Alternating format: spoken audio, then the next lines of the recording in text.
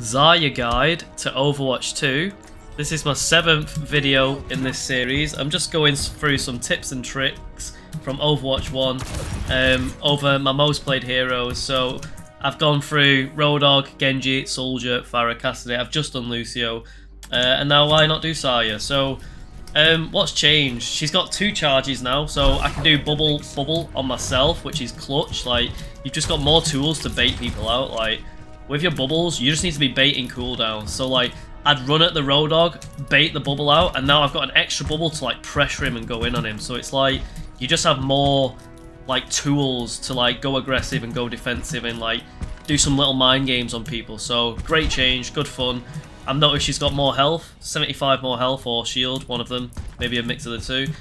And what else? So some tips and tricks. Where shall I even start? You need to build your energy, so you need to bait. It's going to be harder without having the second tank assisting you, because in Overwatch 1 you'd usually be like a bit of an off tank, so your monkey would dive in or Reinhardt would like charge in, you'd bubble him, you get like a free 40 charge, and then you can like block some poke after that, and then before you know it you're on 80 charge, and then you're away. Once you're beaming like that, you just melt in face, and then the game just kind of ends itself. But now you don't really have a tank to rely on, so you've got to like coordinate with your team a bit more, protect your sports a bit more. It's going to be harder to do it.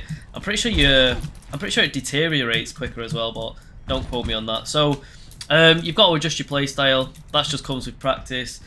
Some tips and tricks. I don't know, getting insanely good with your right click. Like, you can put so much pressure on with your right click, especially like as people are running away. Like King's Row, like, it's just disgusting. It's such a good map for Zarya. Like, you can just bully people, attack and defense, because you're just chasing them down little alleyways like this, and 100 charge, just chasing them with like right clicks, and then when they're finally close enough, just melting them with left click. It's just disgusting. So if you want to do burst, usually I'd be like tracking in, combo punch, like, so right click punch is like a nice chunk of damage.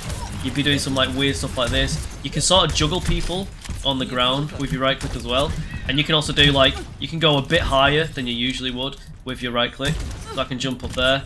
You can do some like really wacky stuff, like you can actually do quite a long range jump if you like time it insanely well, but you need a lot of space. Like, it's going to hit the roof, but essentially you fire a ball in the air, as it comes down you boom, and it's a double explosion, but I don't have much to work with. Your ult, one of like the most insane ults in the game, Graviton Surge.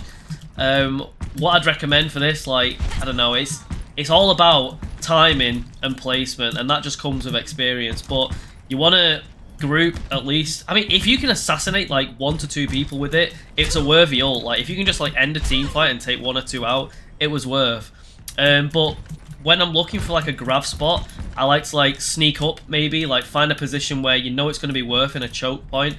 Like, if I'm rushing ahead with 100 charge and it's like there's only a Mercy behind me and I've got like 5 mobs there, and I like throw my Graviton at them and there's nobody to back it up, it's like, well, unless you can finish 5 enemies, you're not going to be able to, no one's going to die. So just make sure you've got people around you, and make people aware. Like, every time I'm just spamming that, like, I'll be like, I know I'm going to do it in like a couple of seconds, so I'm just like spam, and people switch on, and then they kind of know what's coming then. So if you're against a diva, she's got like a window when she like eats, her right click like eats stuff. So after she's done that, as long as you're close, like, remember, it's got a travel time, so as long as you're close to the diva, as soon as she's let go of it, you've got a 1-second window then to get your ult down. Get your ult down. But if you do a long range one, she can just like catch it. So make sure you're doing it someplace close. So don't shoot it at her. Like, you can like shoot it straight into a wall, like, just to trigger it faster. So just don't get it eaten, because it's such a valuable ult, and it makes people cringe if you miss it and fuck it up. What else?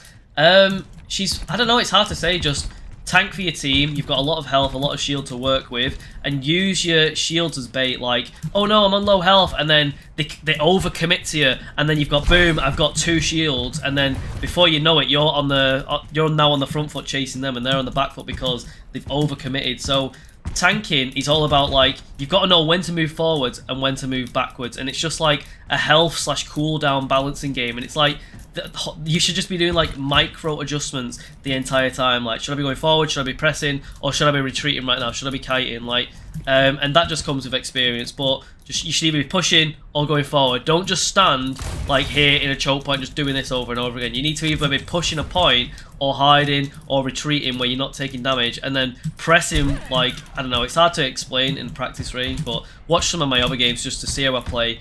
And then, yeah, I'll leave it at that. I'll think of some more. Hasta la vista. Look at my other vids. Love you all. Peace.